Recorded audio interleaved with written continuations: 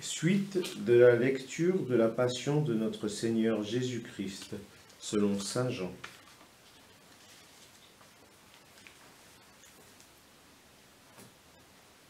Ils se saisirent de Jésus, et lui-même, portant sa croix, sortit en direction du lieu dit le crâne,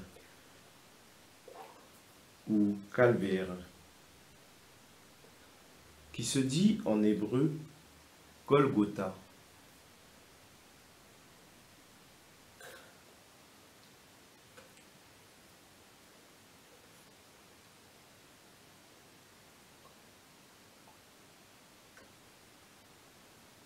C'est là qu'ils le crucifièrent, et deux autres avec lui, un de chaque côté et Jésus au milieu. Pilate avait rédigé un écriteau qui fit placer sur la croix. Il était écrit « Jésus le Nazaréen, roi des Juifs ».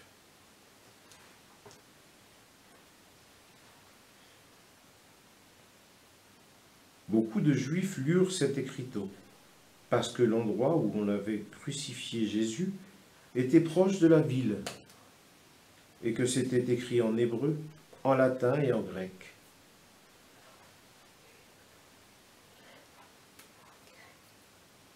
Alors, les grands prêtres des Juifs dirent à Pilate, « N'écris pas roi des Juifs, mais cet homme a dit, je suis le roi des Juifs. » Pilate répondit, « Ce que j'ai écrit, je l'ai écrit. »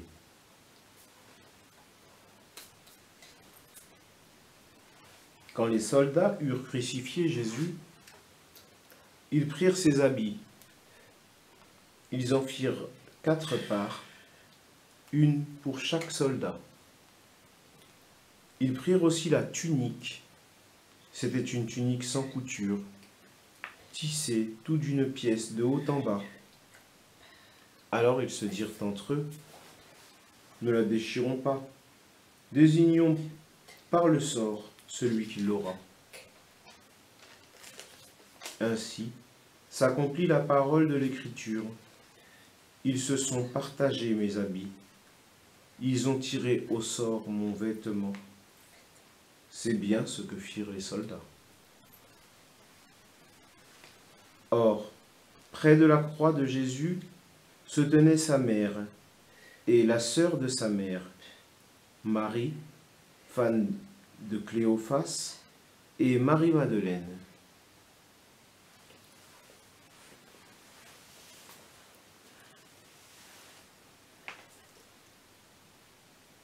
Jésus, voyant sa mère et près d'elle le disciple qu'il aimait, dit à sa mère, « Femme, voici ton fils. »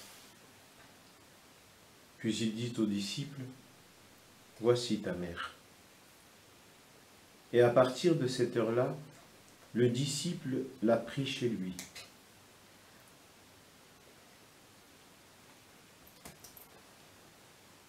Après cela, sachant que tout désormais était achevé pour que l'Écriture s'accomplisse jusqu'au bout, Jésus dit, « J'ai soif. »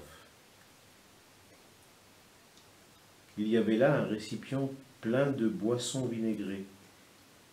On fixa donc une éponge remplie de ce vinaigre à une branche d'hysope et on l'approcha de sa bouche. Quand il eut pris le vinaigre, Jésus dit, « Tout est accompli. » Puis il inclina la tête et remit l'esprit.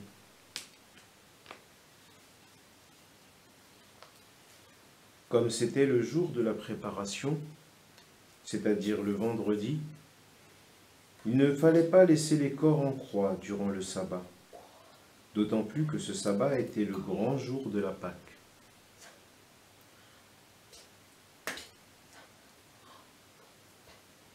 Ainsi, les Juifs demandèrent à Pilate qu'on enlève le corps après leur avoir brisé les jambes.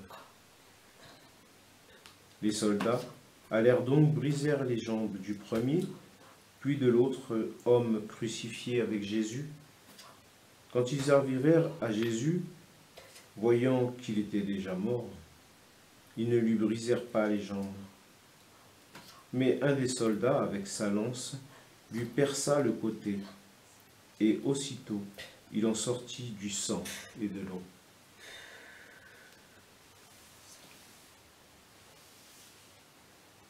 Celui qui a vu rend témoignage, et son témoignage est véridique. Et celui-là sait qu'il dit vrai afin que vous aussi, vous croyez.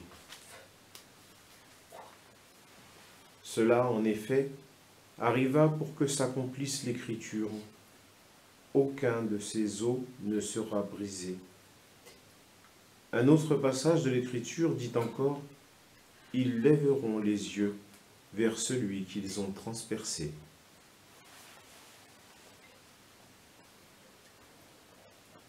Après cela, Joseph d'Arimathie, qui était aussi le disciple de Jésus, mais en secret, par crainte des Juifs, demanda à Pilate de pouvoir enlever le corps de Jésus.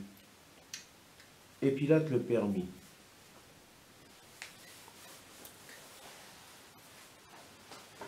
Joseph vint donc enlever le corps de Jésus.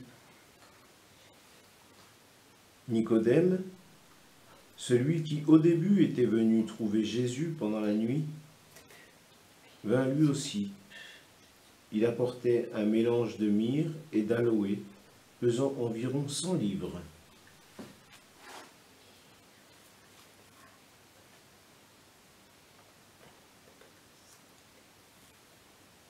Ils prirent donc le corps de Jésus, qu'ils lièrent de linge, en employant les aromates selon la coutume juive d'ensevelir les morts.